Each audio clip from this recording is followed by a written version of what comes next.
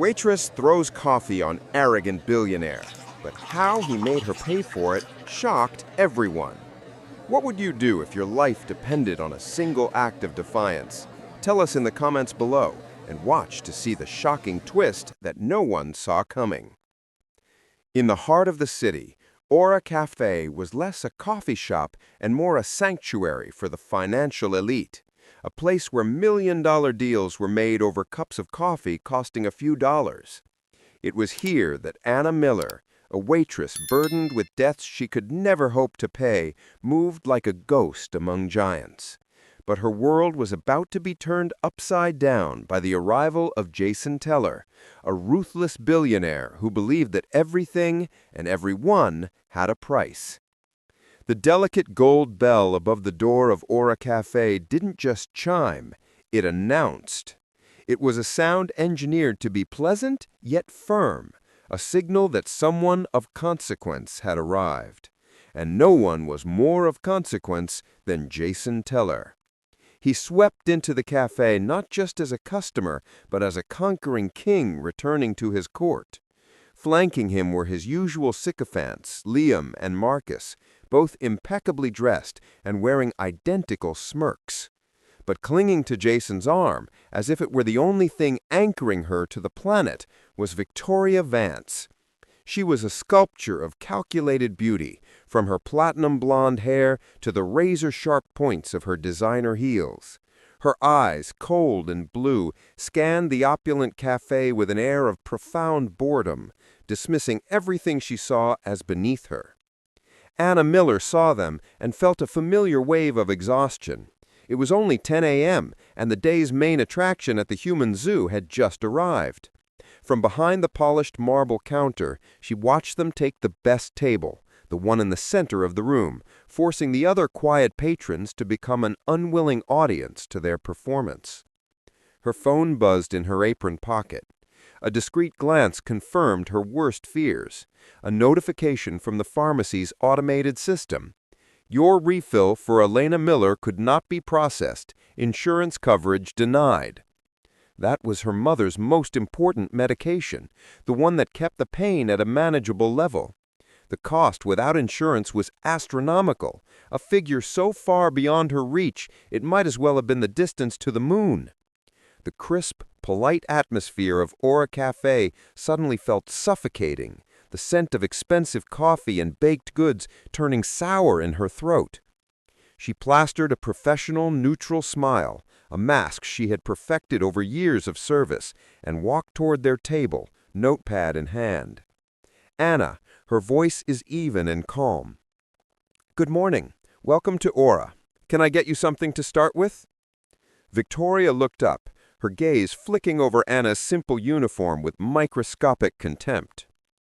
"I'll have, Oh, honestly, I don't know. Just bring me whatever is the most complicated and expensive thing you have. I won't drink it, but I want to see you make it." Liam and Marcus chuckled as if she'd told the world's most clever joke. Anna's smile didn't move a millimeter. "An excellent choice. And for you, gentlemen?" They placed their orders, trying to one-up each other with pretentious modifications to their cappuccinos. Anna wrote it all down, her pen scratching calmly on the paper, a stark contrast to the storm brewing inside her. Finally, she turned to the man at the center of it all. "And for you, sir?" Jason Teller didn't answer. He was leaning back, his chair tilted at a precarious angle, his eyes fixed on her. It wasn't a leer, not exactly. It was something far more insulting. It was a look of detached analysis, the way a biologist might study a curious insect under a microscope. He took in her tired eyes, the faint line of worry on her brow, the resilience in her jaw, not as features of a person, but as data points. The silence stretched, thick and deliberate. He was enjoying this, making her wait, asserting his dominance in the most primal, silent way. The knot of dread in Anna's stomach began to burn, turning into white-hot anger. The image of the coverage denied message flashed in her mind. This man, who probably spent more on his watch than her mother's medicine cost for a year, was sitting here dissecting her for his own amusement. She lowered her notepad, her professional mask finally cracking. Her voice, though still quiet, was now laced with steel. "Is there something on my face, sir, or are you just trying to decide if my soul is on the menu today?" The smirks on Liam and Marcus's faces vanished, replaced by slack-jawed shock. No one talked to Jason Teller like that. Victoria let out a scandalized gasp, her grip tightening on Jason's arm. But Jason smiled. It was a slow, dangerous smile. He was intrigued. The insect was fighting back. He leaned forward, placing his elbows on the table, and finally spoke, his voice a low, smooth purr that didn't reach his eyes. He didn't even look at Anna, directing his words to his fuming girlfriend instead. "Victoria, darling, don't be jealous. One must appreciate the local wildlife. It's so spirited." Wildlife. That was the word that did it. The final dehumanizing blow that severed the last thread of her composure. She wasn't a person. She wasn't a woman working a job to save her mother's life. She was wildlife, an animal in his private zoo. Something inside Anna went perfectly, terrifyingly calm. She gave him a small, tight nod, as if in acknowledgement. Then she turned. On a nearby service stand was a silver pot of black coffee. It had been brewed for the morning rush and then forgotten, its contents now cooled to a deeply unsatisfying room-temperature state. She walked over, her movements fluid and deliberate. She picked up the pot. The metal was cool to the touch. The entire cafe was watching now, a silent, captive audience. She walked back to the table, her eyes locked on Jason's. He watched her approach, his smile unwavering, a silent challenge in his eyes. He thought she was coming to apologize. She stopped in front of him. Victoria began to speak. "If you think for 1 second," she was cut off as Anna, with a hand that did not tremble, tilted the silver pot. A stream of dark, lukewarm liquid cascaded down the front of Jason Teller's pristine $1,000 white shirt. It wasn't hot, it wasn't painful, but it was a profound, undeniable stain, an act of pure, symbolic rebellion. A collective sharp intake of breath sucked the air out of the room. It was followed by a shriek from Victoria. "His Prioni! Are you out of your mind, you little peasant?" Jason didn't move. He just looked down at the coffee dripping from his shirt onto his lap, and then slowly, very slowly, he lifted his head.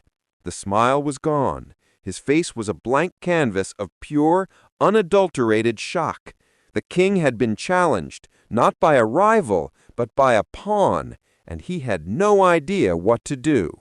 The cafe manager, Mr. Henderson, came scurrying over, his face the color of spoiled milk, babbling frantic apologies. "Mr. Teller, oh my God, I am so sorry, sir. This is inexcusable. Miller, you're fired. You're finished." Jason raised a single hand, and the manager's pathetic whining stopped instantly. He slowly rose to his feet, his powerful frame dripping with coffee. He ignored Victoria's fushing, ignored the manager, ignored the stunned stares of everyone in the room. His piercing blue eyes were fixed with an unnerving intensity only on Anna. Jason said, "She's not fired." He took a step towards her, the air crackling with tension. "She's coming with me." The choice Jason Teller offered Anna was designed to crush her. But as she stood there in his vast, silent penthouse, the initial fear began to be replaced by an icy clarity. He expected her to beg, to cry. He expected his threat of legal ruin to make her crumble. But he made a mistake. He underestimated how used she already was to fighting a losing battle. No. The word quiet and defiant hung in the air.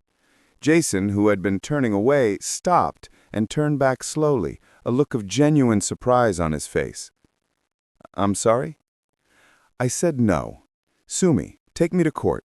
I'll go to the media. I'll tell every one of your competitors and every paper in this city how the great Jason Teller cornered me in an empty cafe and threatened me because I stained his shirt. Do your worst. I have nothing to lose. But if I work for you for free, my mother loses everything. So no." She braced for the explosion, for the yelling, for the call to his lawyers. Instead, Jason studied her for a long, tense moment. He was reevaluating his strategy. Brute force wouldn't work on her. He needed a cage, not chains. "You're right. That was a foolish offer. Insufficient. Let's try again with the correct terms." He walked over to his desk, picked up a tablet, and began typing. "The position of my personal assistant carries an annual salary of $150,000. That's $12,500 a month. The position is yours." Anna blinked, suspicious. "What's the catch?" "There is no catch. It's a standard employment contract. However, it comes with some benefits and conditions. Condition number 1, the $5,000 for the shirt will be deducted from your first paycheck. Fair is fair." He continued to type, not looking at her. "Benefit number 1, Teller Industries has the best corporate health care plan in the country. As of tomorrow morning, your mother, Elena Miller, will be added as your dependent. We will cover 100% of all her treatments, doctor's appointments, and of course all her prescriptions. The best doctors in the city will be at her disposal. The medication your insurance just denied, it will be at her door tomorrow afternoon." Anna's world stopped spinning. It was everything she had ever wanted. The solution to every sleepless night, every desperate prayer. Her mother's salvation, and he was offering it to her on a silver platter. She stared at him, searching for the poison, the hidden trap. Why? Why would you do this? He finally looked up at her, and his eyes were devoid of any warmth. "Because legal ruin is temporary, but this gives me control. You won't work for me because you are scared of my lawyers. You will work for me because you need me. Every time your mother goes to a pain-free appointment, every time she gets a life-saving prescription, it will be because of me. You won't be my prisoner for 3 months, Anna. You'll be my employee. And if at any point your performance is unsatisfactory, well, corporate benefits can be just as easily revoked as they are granted." There it was, the golden cage. He wasn't just buying her time. He was taking her mother's life as a hostage. It was the most diabolical bargain she could have ever imagined. To refuse meant condemning her mother to continued suffering. To accept meant handing her soul to this man. Tears of rage and helplessness welled in her eyes, but she swallowed them down. Her voice was almost inaudible. "You're a monster." "I'm a businessman. Do we have a deal?" She thought of the pain on her mother's face that morning, and then she thought of a future where that pain was gone. The decision was already made. Yes. "Excellent. Be here tomorrow, 7 a.m. sharp." The next morning, when Anna arrived at the penthouse, the atmosphere was different. Yesterday she was a rebel. Today she was an asset, an acquired property. The first task he gave her was an act of pure irony. An entire kitchen island was covered with coffee-making equipment from around the world. "I have yet to find the perfect cup of coffee. Your task is to find it today. I'll know it when I taste it." He retreated to his glass-walled office, leaving her to the humiliating task. But today, the task felt different. It wasn't just a game to break her. It was her job. A job that was, at this very moment, ensuring that the best rheumatologists in the city were scheduling an appointment for her mother. She took a deep, steadying breath and began. With cold, dispassionate precision, she ground, steeped, and brewed. Each cup was a representation of her pact. Jason, from his office after tasting the first cup. "Too bitter, like resentment. Try again." After the fourth cup, "Too weak, no character, like the people I fire. Try again. Hour after hour she worked, ignoring the hunger in her stomach and the ache in her back. She refused to give him the satisfaction of seeing her falter. Each of his critiques was a dart, but she refused to let them land. She was focused on a single thought, the relief on her mother's face. By 5 o'clock, she was exhausted. She brewed the final cup using a combination of Sumatran beans and a slow drip method. She walked into his office and placed it on his desk without a word. He took a long, slow sip. His eyes closed. Acceptable. You may go now. Anna didn't reply. She turned and left. As she waited for the elevator, her phone buzzed. It was a text from her mother. Anna, you won't believe it. A specialty clinic called. They have all my records. They said Teller Industries is covering everything. I have an appointment tomorrow. How did you do this? It's a miracle. Anna closed her eyes, a single tear finally escaping and tracing a path down her cheek. It wasn't a miracle. It was a bargain. And the devil had just made his first payment. She stepped into the elevator, the weight of her new reality settling over her. The first day of her sentence was over. The first few weeks of Anna's employment were a marathon of subtle humiliations and absurd tasks. Jason seemed to have a knack for creating jobs that were not just difficult, but psychologically taxing, each one designed to remind her of her place. In the first week, he had her reorganize his massive library. The order was not alphabetical, nor by genre.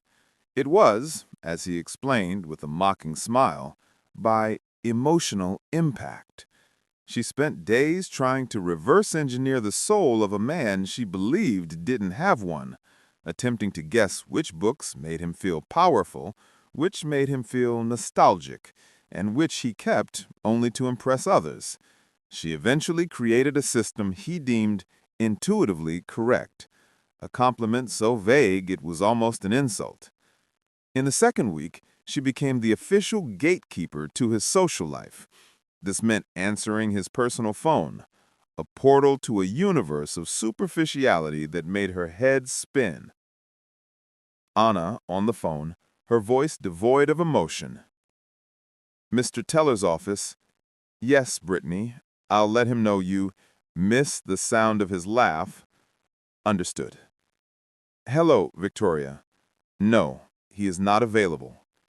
He's in a very important meeting regarding acquisitions. Yes, I'll tell him you called. Again. Victoria called every day. Her conversations were poisonous, filled with passive-aggressive questions and veiled threats. Just so you know, he always comes back to me. He gets tired of his new toys very quickly. Enjoy your salary while it lasts. Anna simply replied with an icy politeness that infuriated Victoria even more. Through it all, Anna was the perfect employee. She was punctual, efficient, and utterly impenetrable. She never complained, never showed frustration, never gave him the satisfaction of an emotional reaction. She moved through his penthouse like a ghost, her face a mask of neutrality. Inside, she was a fortress. Each demeaning task, each condescending phone call was another brick in her wall of resolute. And every 2 weeks, when the bulk of her paycheck was deposited into her savings account, she felt the power in her hands growing. She was building her escape route. What Anna didn't realize was that her passive resistance was beginning to annoy Jason more than her initial defiance ever had. He'd watch her from his glass office, waiting for a crack in her facade. He'd see her briefly check messages from her mother, a small, genuine smile touching her lips before vanishing. He'd see her eat her simple lunch, a sandwich she brought from home, on her small desk, reading business news articles on her phone. He had designed this prison to break her, but instead, she seemed to be learning and growing. The shift came in the middle of the second month.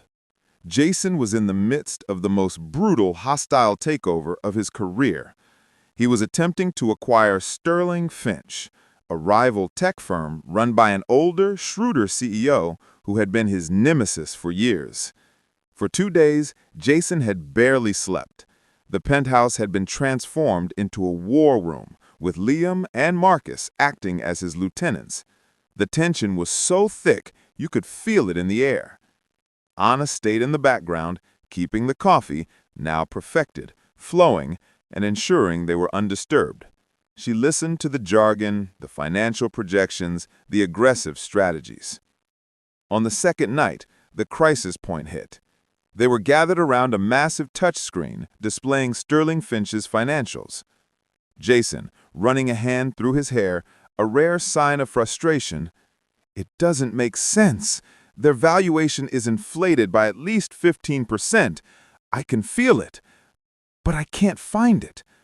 My analysts can't find it. They're hiding something, some rot at the company's core, and if we don't find it before the board meeting tomorrow, we're going to overpay for a bad apple." "Maybe your gut's wrong, Jace. Maybe the company's clean." "My gut is never wrong about these things." "Think. Where else can someone hide debt or inflate assets?" There was silence as Liam and Marcus stared blankly at the numbers. Anna was standing near the wall, tidying a stack of documents. She heard his question, and something clicked in her memory. A corporate finance class from her sophomore year of college, the last semester she'd completed before she had to drop out to care for her mother. The professor had talked about obscure accounting tactics used to dress up a company before a sale. Hesitantly, she stepped forward. "Excuse me?" The 3 men turned to her as if a piece of furniture had just spoken. "Marcus, we're in the middle of something here. Whatever it is, it can wait." Ignoring him, her eyes on Jason. "It's probably nothing, but have you checked their long-term service contracts? Their revenue recognition?" Jason stared at her, his face unreadable. "What do you mean?" "In college, we learned about a loophole. A company can sign a 5-year contract but book all of the expected revenue from that contract in the first quarter to artificially inflate short-term growth. It's legal, but it's deceptive. It makes the company look much healthier than it really is. They'd have to list it somewhere in their financial statement footnotes, probably buried in legalese." Liam scoffed, a sound of derision. "Seriously? We're getting business advice from a waitress who took 1 accounting class? Jace, this is ridiculous." But Jason wasn't laughing. He was looking at Anna with a new, intense curiosity. He didn't dismiss it. He turned to the screen. "Pull up the full SEC filings, footnote 4B, the section on contractual obligations." An analyst on a video call typed furiously. Seconds later, a wall of dense legal text appeared on the screen. Jason, Anna, Liam, and Marcus leaned in. For a minute, there was silence but for the sound of Jason scrolling. And then he stopped. He zoomed in on a single sentence buried in the middle of a 500-word paragraph. He read out loud, a note of awed disbelief in his voice. "Revenue from all multi-year service contracts shall be recognized in full at the time of execution." He straightened up slowly. A cold, lethal smile spread across his face. He looked at Liam and Marcus, whose jaws were hanging open. "The shrewd son of a bitch. He's been lying to Wall Street for a year. He's not growing, he's borrowing from the future." He turned and looked at Anna. The contempt, the mockery, the calculated distance, it was all gone from his eyes. In its place was something she had never seen before: respect. "Jason," his voice low, almost a whisper, "you just saved me $200 million. He looked at Liam and Marcus. "Get out. The 3 of us have a new strategy to plan." Liam and Marcus looked from Jason to Anna, their expressions a mixture of shock and humiliation. They walked out of the office without a word. The door clicked shut, leaving behind the dynamic between them irrevocably and dangerously altered forever. The door clicked shut, plunging the war room into a sudden, heavy silence. Liam and Marcus were gone, leaving behind a power vacuum that was immediately filled by a tension of a brand new kind. Anna stood frozen, her heart hammering, feeling exposed under Jason's intense gaze. The familiar contempt was gone, replaced by a raw analytical curiosity. He was looking at her as if seeing her for the very first time. "How did you know that?" The question was genuine. He wanted to know. Anna, she shrugged, a tense gesture. "I was a sophomore business major at NYU before I had to stop. My favorite class was corporate finance. The professor used to give us case studies on accounting loopholes. I guess that one stuck with me." She didn't mention why she had to stop. Her mother's illness. She wouldn't give him that part of herself. But Jason was smart. He connected the dots, and a flicker of understanding passed through his eyes. He didn't dismiss it. He turned to the screen. "Pull up the full SEC filings. Footnote 4B, the section on contractual obligations." Anna still, her brain scrambling. He hadn't interrupted her. "Pull up the full SEC filings. Footnote 4B, the section on contractual obligations," Anna said, her voice steady, even though her hands were trembling. He spoke softly, motioning with his hand to the touchscreen. "Show me what you see. Show me something my $100,000 a year analysts missed." And so, the strangest night of Anna's life began. For hours they worked, not as boss and assistant, but as two generals mapping out a battle plan. Jason's mind was fast, aggressive, and brilliant. He saw the battlefield from above, planning bold attacks. But Anna's mind was different. It was meticulous, patient, and it saw the details he overlooked. "Anna, forget revenue for a second. Look at their cash flow. They're selling off their real estate assets and leasing them back. They're generating paper cash, but they're increasing their long-term overhead. It's unsustainable." Jason, a slow smile forming. "They're selling the furniture to keep the lights on. And if we can prove that, Anna, the board will see their growth is an illusion. They'll panic." They fell into a rhythm, a strange synergy. He would point out a target, and Anna would find the ammunition. His arrogance morphed into a focused energy, and her cold facade melted away, revealing the sharp, engaged mind beneath. For the first time in years, Anna wasn't thinking about bills or medication. She was alive, challenged, using a part of her brain she thought had died when she left college. And it was intoxicating. As the first gray streaks of dawn began to light up the Manhattan sky, they had a new plan. It was a masterpiece of corporate strategy, designed not just to acquire Sterling Finch, but to methodically dismantle their CEO's reputation and buy the company for a fraction of its inflated price. Anna leaned back in her chair, exhausted, but feeling a strange sense of triumph. She stifled a yawn, covering her mouth with her hand. Jason saw her. He stood without a word and went to the kitchen. Anna watched him, confused. He went to the coffee station, her coffee station, and began to prepare a cup. He ground the Sumatran beans, measured the water, timed the brew with the same precision she had used. The role reversal was so stark it felt surreal. He came back with 2 ceramic mugs. He placed one in front of Anna. Left, "You are wasted as my assistant." The statement hung in the air between them. It was an apology, a compliment, and an admission all in one. She reached for the mug, and her fingers brushed against his. A small, unexpected spark of warmth passed between them. They both pulled their hand back, as if burned. They looked away from each other, the silence suddenly charged with a different tension, something personal and dangerous that had nothing to do with business. The elevator door chimed, breaking the spell. Liam and Marcus walked in, looking underslept and haggard. They stopped short when they saw the scene, the whiteboards covered in Anna's handwriting, the 2 coffee mugs, and the easy proximity between Jason and the woman they considered the help. "Liam, We came to pick things up. Where did we leave off? Jason took a sip of his coffee, his eyes never leaving Anna's. We didn't leave off. We finished. The old plan is dead. We have a new one. He stood and walked to the whiteboard. From now on, Miss Miller is part of the strategy team on this deal. All communications, all reports, everything goes through her as well as me. Are we clear? The use of Miss Miller was deliberate and sharp as a knife. No longer the waitress or her. It was a title, a sign of respect he was forcing Liam and Marcus to acknowledge. Liam looked at Anna with absolute poison in his eyes. Marcus just looked confused, as if the world had turned upside down. Liam: Crystal, Jace, whatever you say. Jason smiled, a smile that didn't reach his eyes. Good. Now brief me on what you two accomplished while we were working.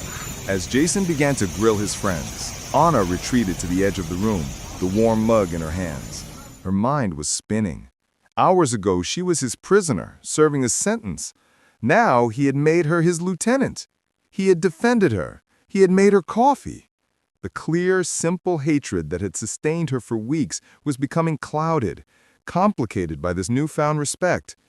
She looked at Jason, now commanding the room with his renewed authority, and felt a new, terrifying emotion blossom in her chest.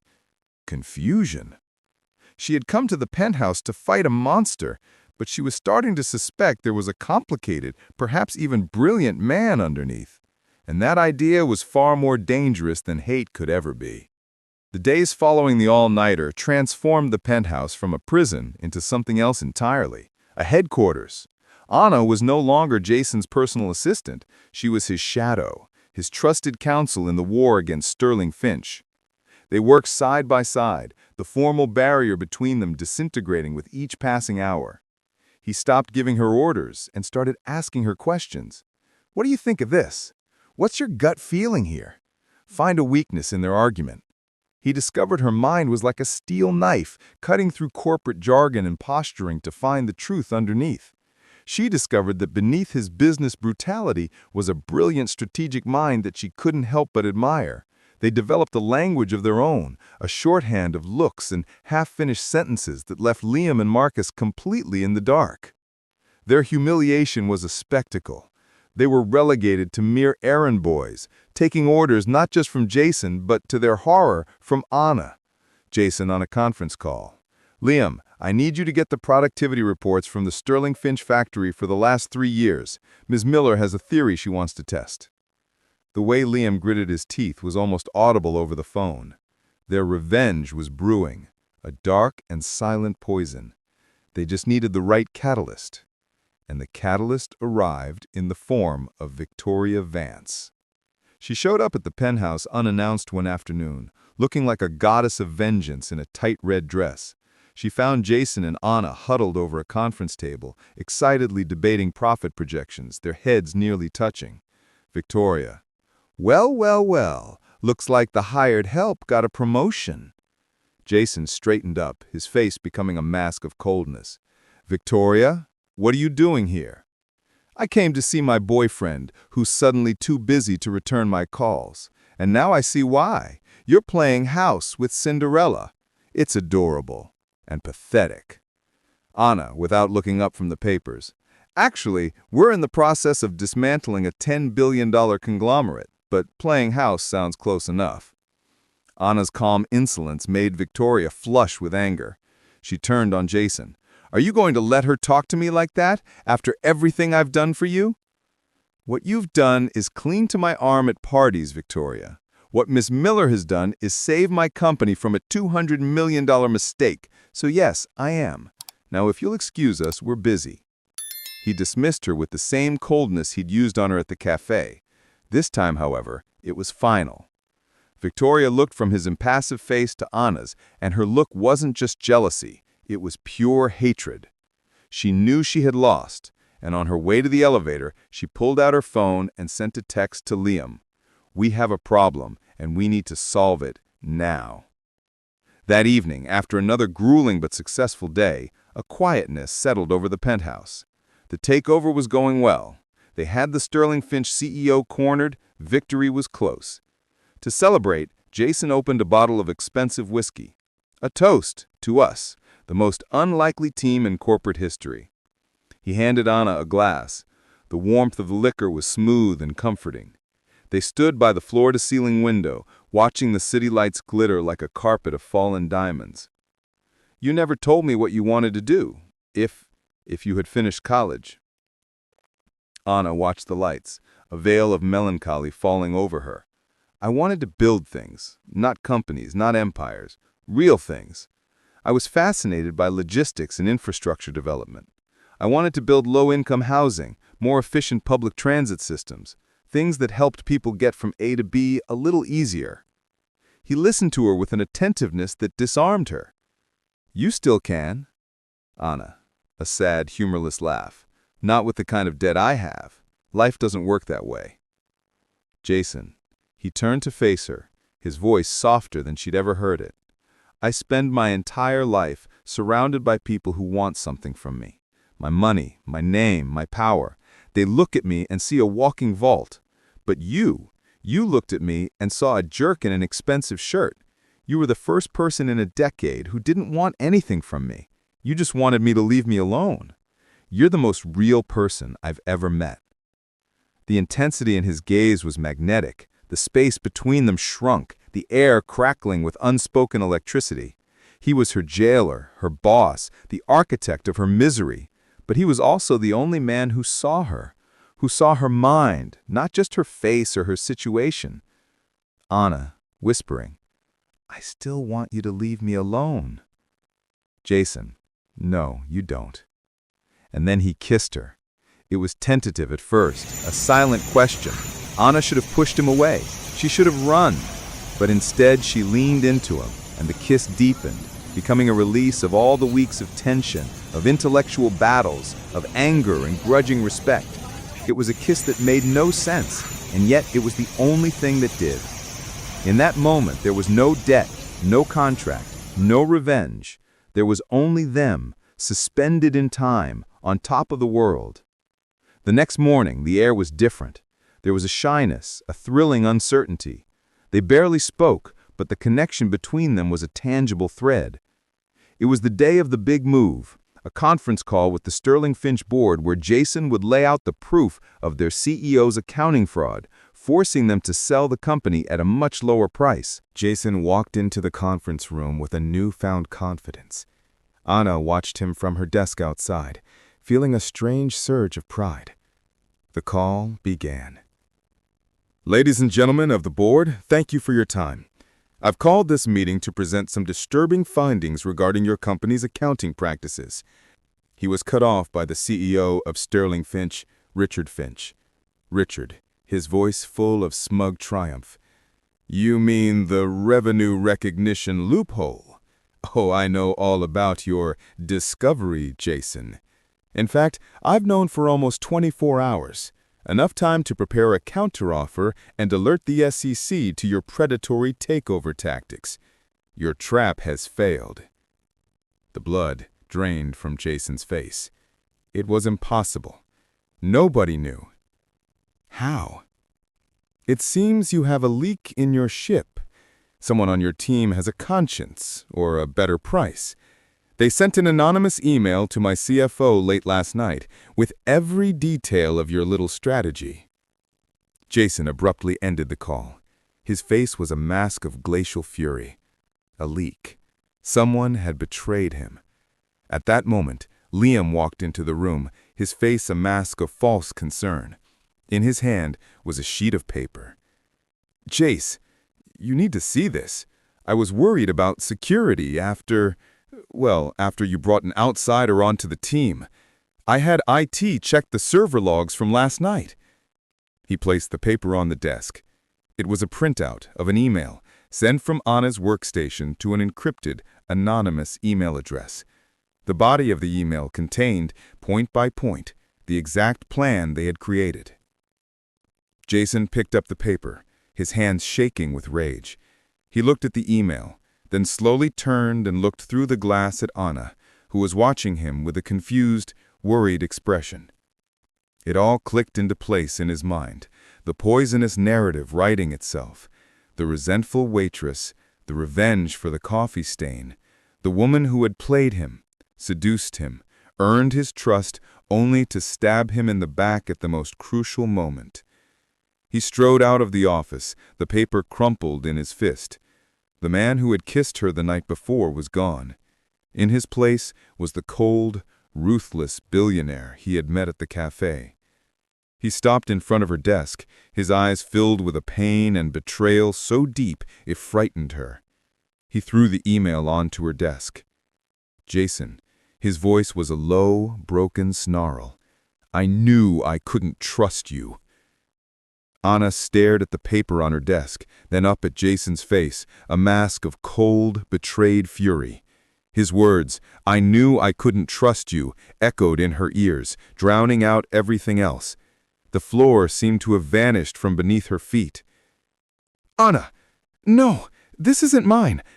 I didn't write this. I would never send this. You have to believe me. Jason, a harsh, humorless laugh escaped him.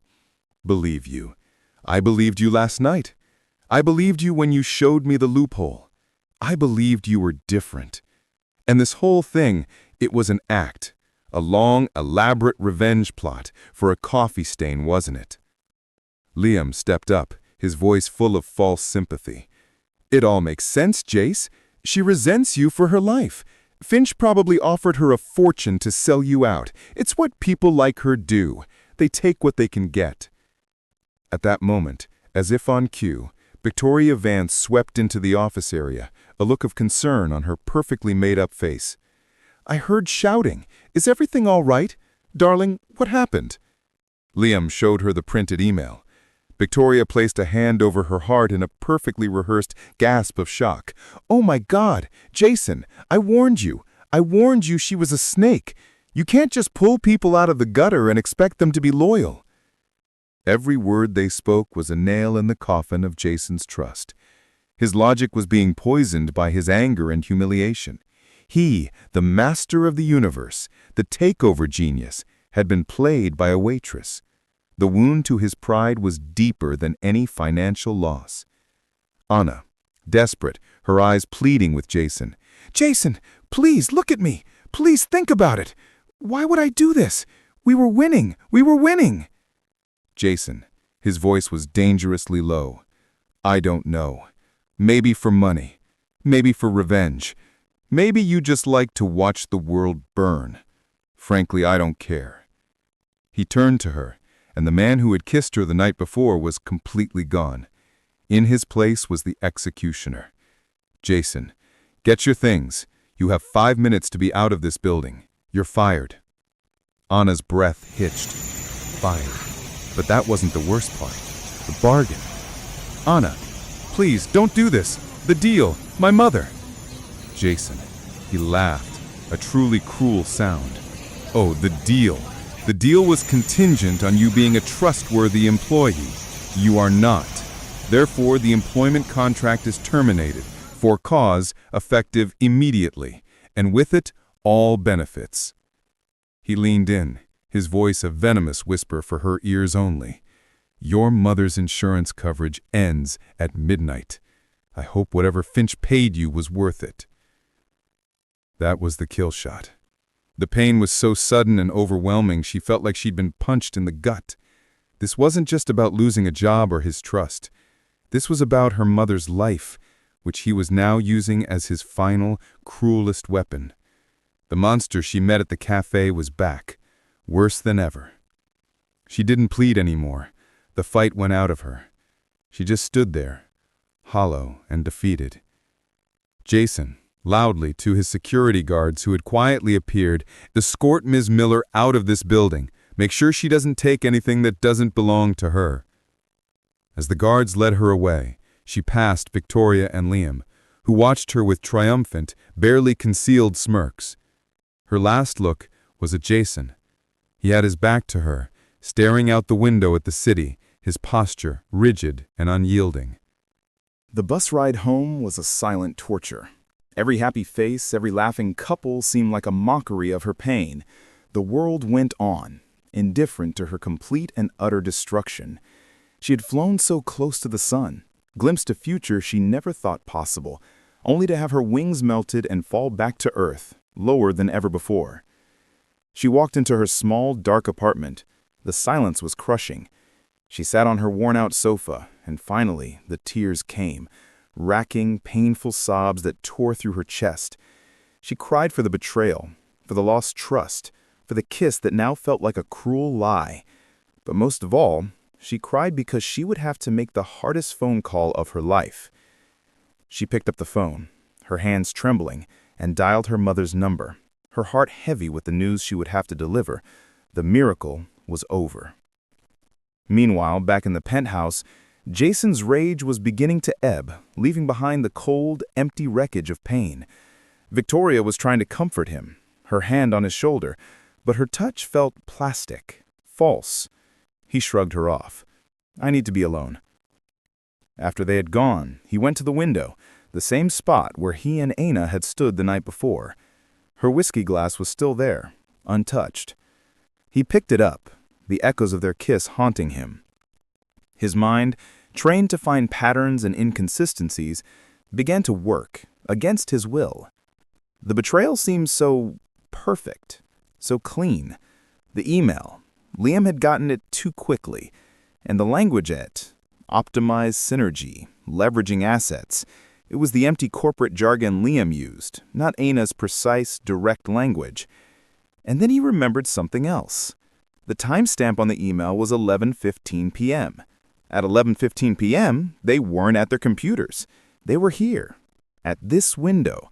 He was telling him about his loneliness. She was telling him about her dreams. They were about to kiss. She couldn't have sent it. The realization hit him like a fist. He had been played. The rage returned, but this time it wasn't aimed at Aina. It was aimed at his friends, at Victoria, and at himself for being so blind. He had let his pain and his pride turn him into the monster he always feared he was. He had punished the only real person in his life for someone else's crime, and he had just aimed his gun at the one thing she loved. A new, cold, desperate urgency took hold of him. He picked up his phone. He didn't call his lawyers. He called a number in his contacts saved as The Cleaner, an ex-Mossad agent who now ran the most discreet and efficient cybersecurity and private investigation firm in the world. The voice on the other end was crisp and professional. "Yes?" "Jason," his voice was low and filled with a deadly rage. "I need you. There's been a security breach at my office. I need to know who sent an email from an employee's workstation last night. I want security footage, access logs, everything. And I need it to be completely off the record. No one can know you're looking into it, especially my closest associates." There was a pause. "Understood. And what is the time frame?" "Now." The night in Jason Teller's penthouse was long and silent. The anger had settled into a cold weight in his gut. He couldn't shake the image of Aina's face, the way the hope in her eyes had curdled into absolute devastation. The doubt, once a tiny seed, was growing like a vine, choking out his certainty. He had been too quick to condemn her. The setup was too perfect. His encrypted phone buzzed on the coffee table, a ping from Kaelin, the cleaner. Kaelin text. Initial access gained. The email was sent from Miss Miller's terminal, as the log indicates. However, the login was executed remotely via a backdoor in the guest network. Amateur work, but effective. Local user was idle at the time of send. She wasn't at her computer. Jason closed his eyes. The first wave of relief was so intense it made him dizzy, but it was followed immediately by a wave of shame. He had been right, and he had been so terribly wrong. Jason text. Trace the remote login's origin. I want to know who was holding the mouse. While Kaelin hunted in the digital shadows, Aina's night was a different kind of hell. The call to her mother was the hardest thing she had ever done. She tried to lie, to say she'd found a better job, but her mother knew her too well. Elena, over the phone with her voice full of weary strength. "Anna, sweetie, don't you worry about me. I've been in pain before. We'll figure it out. We always do. Just tell me the truth. Are you okay? That man, did he hurt you? Her mother's concern for her, even when she was the one in peril, broke Anna's heart all over again. After she hung up, she didn't sleep. She spent the night on her old laptop, the blue light illuminating her exhausted face. She applied for dozens of jobs: waitress, barista, admin assistant, anything. She researched emergency health plans, called state helplines, and got lost in a maze of bureaucracy and dead ends. Every closing door felt like another wall in her prison of despair. The world she and Jason had commanded together for a few glorious weeks felt like a distant fantasy. This was reality, alone, broke, and hopeless. Back in the penthouse, the sun was rising, painting the sky in shades of gray and pink. Jason hadn't moved from his spot. His phone buzzed again. Kaylin, text. Origin is a burner phone, purchased with cash from a downtown electronics store 2 days ago. They used the public Wi-Fi from the coffee shop across the street to execute the attack. Smart. Not smart enough. Pulling the store's security footage now. Stand by. Jason stood up, his heart pounding. This was it. A minute later, a video file appeared on his phone. He pressed play. The footage was grainy, black and white. It showed the electronics store counter. 2 figures approached, a tall man and a blonde woman. Even in the low-quality footage, they were unmistakable. Liam and Victoria. They were laughing together as Liam counted out the cash to buy the phone. The betrayal was so blatant, so casual, it took Jason's breath away. This wasn't just a business plot, it was personal. It was the 2 people in his inner circle conspiring with a smile to destroy the one person who had managed to get past his defenses. A rage like he had never felt before consumed him. It was a cold, precise fury. He knew what he had to do. But first, he had to fix the damage he had caused. He looked at the clock. 7:30 a.m. Elena's insurance was still active for another 16 hours. He called Anna. The call went straight to voicemail. He called again and again. No answer. Of course she wouldn't answer. Why would she? He stood and moved with purpose. He didn't bother changing out of his rumpled suit from the day before. He grabbed his car keys and headed for the elevator. Jason, into his headset to his executive assistant. I want the status of Elena Miller's insurance policy. No, I don't care what department you need to call. I want her reinstated, permanently.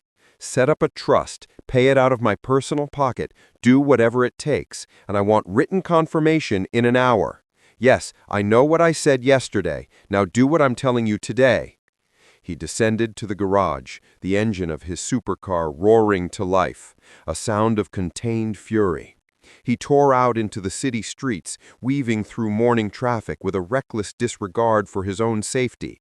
He wasn't going to his office. He was going to Anna's neighborhood, a world of brick buildings and fire escapes, miles away from his glass tower. He found her building, an older but clean walk-up. He abandoned the car in an illegal spot and ran inside. He didn't know what he was going to say. I'm sorry felt pathetically inadequate for the magnitude of his mistake. He took the stairs 3 at a time and stopped in front of apartment 3B. He could hear the faint sound of a TV news report inside. For a moment, he hesitated. He was the last person on earth she would want to see. But he had to try. He knocked on the door, the sound too loud in the quiet hallway. Inside, Anna froze. She wasn't expecting anyone. Her heart leaped with fear. She crept to the door and looked through the peephole. It was him, Jason, looking wild and disheveled, his suit rumpled, his face etched with a desperate urgency. She backed away from the door, her heart pounding in her throat. What did he want? Had he come to torment her more? Jason, his voice muffled but clear through the door. Anna, please, open the door. She remained silent, hoping he would go away.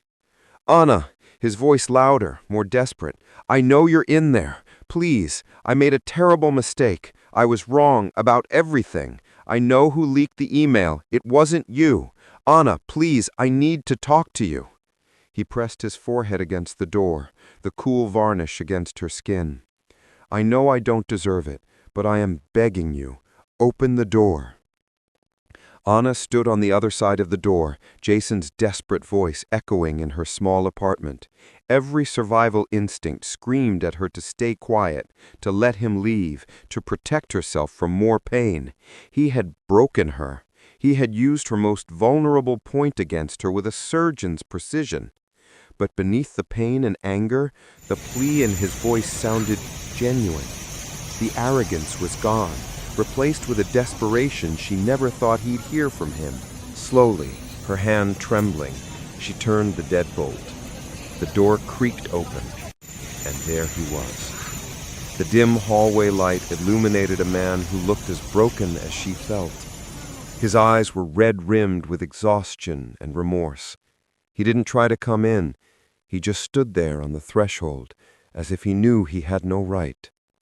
Jason. His voice was a raw whisper. I have no excuses, Anna. Just the truth. I was played. And instead of trusting the woman I was starting to know, I trusted my own pain and my pride. I became the monster you met on that first day, and I used it against you. I'm sorry. Those words aren't enough, I know, but they're all I have. He held out his phone. On the screen, the grainy video of Liam and Victoria at the electronics store played on a silent loop. Jason, they framed you. I saw this, and the first thing I did... Anna, cutting him off, her voice cold with the memory of the pain. The first thing you did was go after my mother. The truth of the accusation hit him visibly. He nodded, his face contorting with shame. Jason, yes, and I will never forgive myself for it. But I've already fixed it. Her health care is secured, permanently. Not as part of a deal or a contract, not as leverage, but because it's the right thing to do. Regardless of what happens between us, that will never be used as a weapon against you again. You have my word. He held out his phone. On the screen, the grainy video of Liam and Victoria at the electronics store played on a silent loop. Jason, they framed you. I saw this, and the first thing I did... Anna, cutting him off, her voice cold with the memory of the pain. The first thing you did was go after my mother. The truth of the accusation hit him visibly. He nodded, his face contorting with shame. Jason, yes. And I will never forgive myself for it, but I've already fixed it. Her health care is secured, permanently.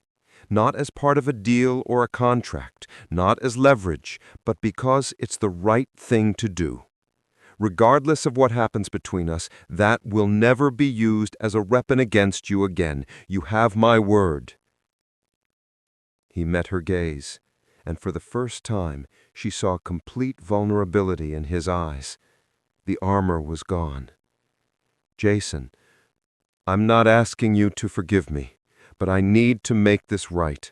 And there's one last thing I have to do, and I'm asking you, please, to be by my side when I do it. Scene 10. The boardroom. 2 hours later, Jason and Anna walked into the Teller Industries boardroom. The atmosphere was tense. Liam, Marcus, and Victoria were there, waiting for Jason. They froze when they saw Anna at his side, not behind him. She didn't look like a fired employee. She looked calm, confident, and exactly where she was supposed to be. Liam, forcing a smile. Jace, glad you're here.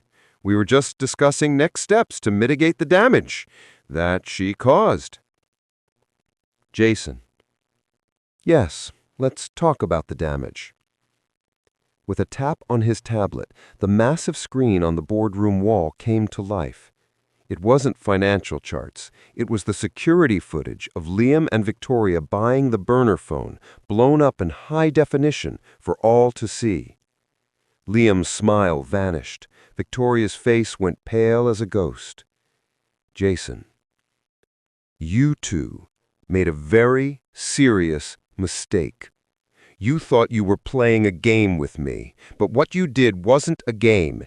It was corporate espionage, conspiracy to commit fraud, and betrayal.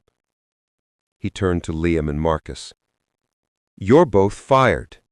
Your assets will be frozen while my lawyers calculate the full extent of the damages you've caused the company. And yes, we will be pressing criminal charges. I hope you look good in orange. Marcus looked like he was going to faint. Liam just stared back with pure hatred. Then he turned to Victoria. His voice became personal, cutting. And you, Victoria, you never cared about the company. You only cared about the status. You were jealous. So here's what's going to happen. I am going to make exactly 2 phone calls. One to the chairman of the Art Museum Board and one to the Children's Hospital Charity Committee. I'm going to tell them exactly what you did. The Vance name, which you work so hard to keep polished, will be synonymous with poison in this city by the end of the day. You wanted my world?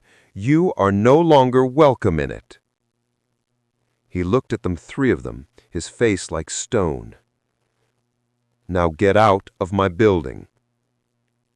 Humiliated and defeated, they shuffled out of the room under the cold gaze of the security team.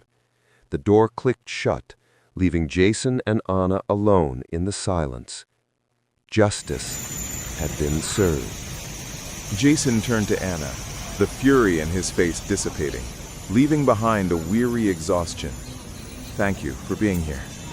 They deserved it. They stood in silence for a moment, the chasm of what had happened between them. I terminated your employment contract, and I'm not going to ask you to come back. The job of my personal assistant is beneath you.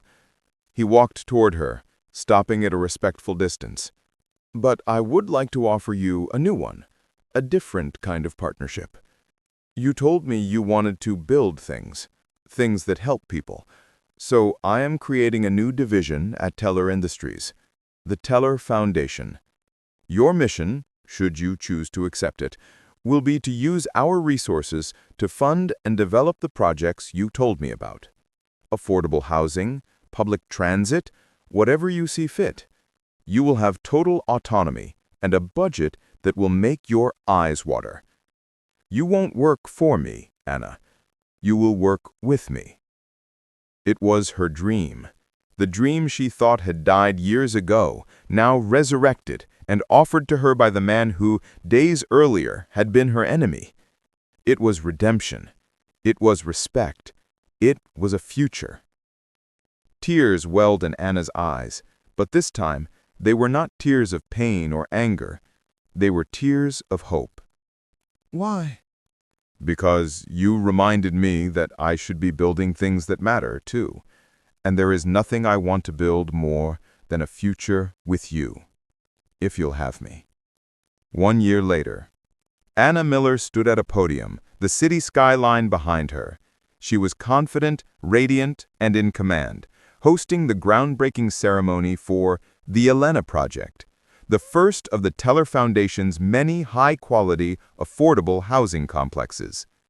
In the front row, her mother, Elena, watched, her health restored and her eyes shining with pride.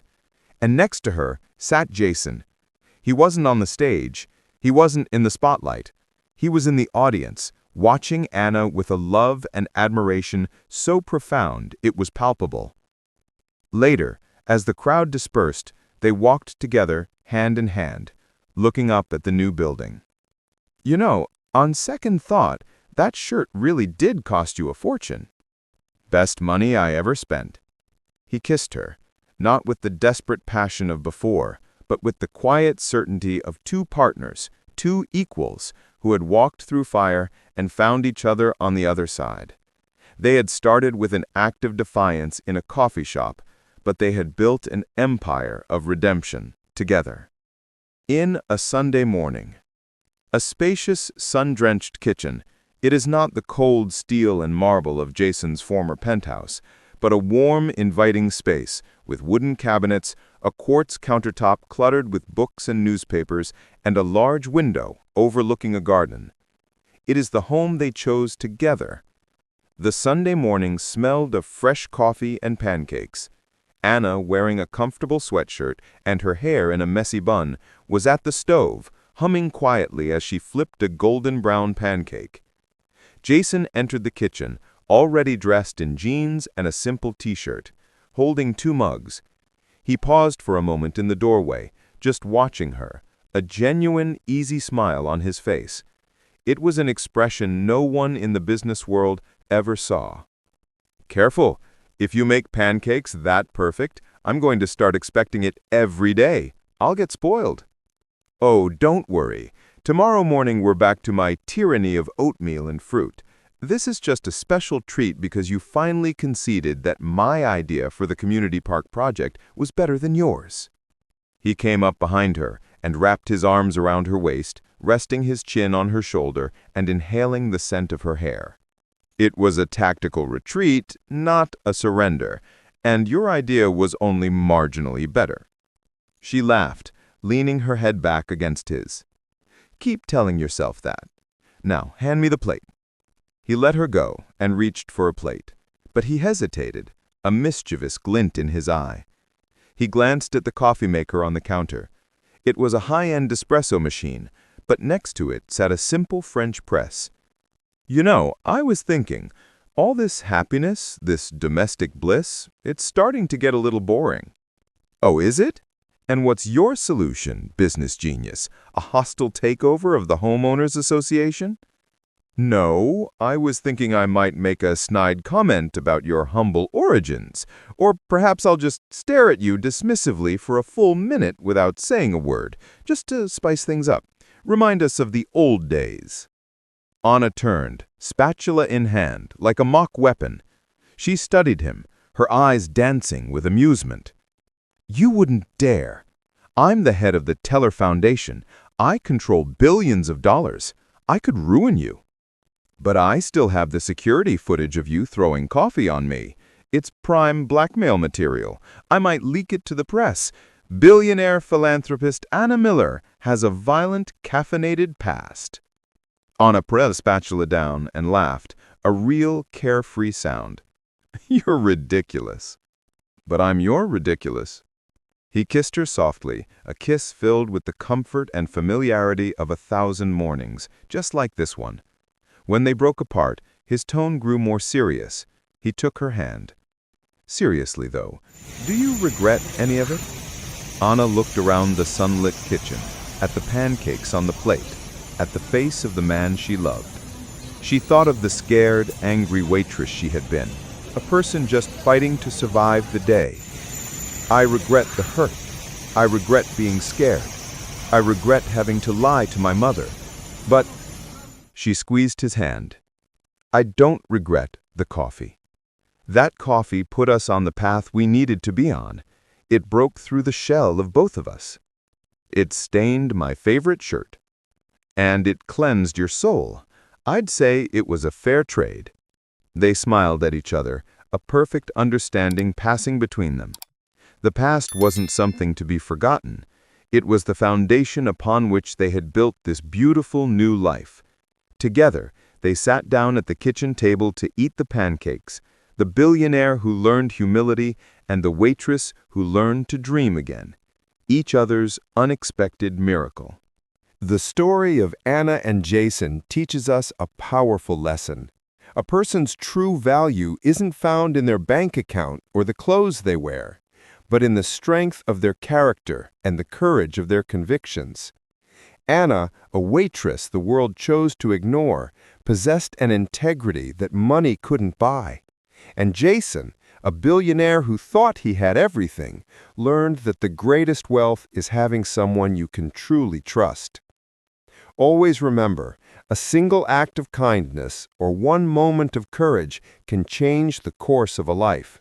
Never judge a book by its cover, because often the strongest hearts beat in the most humble chests. Now, we want to hear from you. Have you ever felt underestimated? Do you believe that people can truly change for the better? Share your story and your thoughts in the comment section below. We love learning from your perspective. If this story touched your heart, please show your support by liking this video and subscribing to our channel for more inspirational life lessons like this one. Don't forget to share it with someone who needs to hear this message today. Thank you for watching.